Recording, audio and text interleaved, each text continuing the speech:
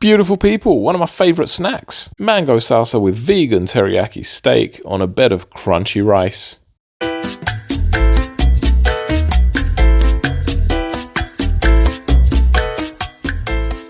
Starting off, we're going to need the juice of 1 whole lime, a handful of fresh coriander or cilantro, 1 large tomato chopped, optional red chilli, 1 medium onion finely chopped, 1 mango finely chopped, a bowl of overnight rice, 1 cup of your favourite vegan meat replacement, and about 3 tablespoons of teriyaki sauce. Now in a bowl I'm placing all the fresh ingredients to make the mango salsa, adding a touch of salt in there as well.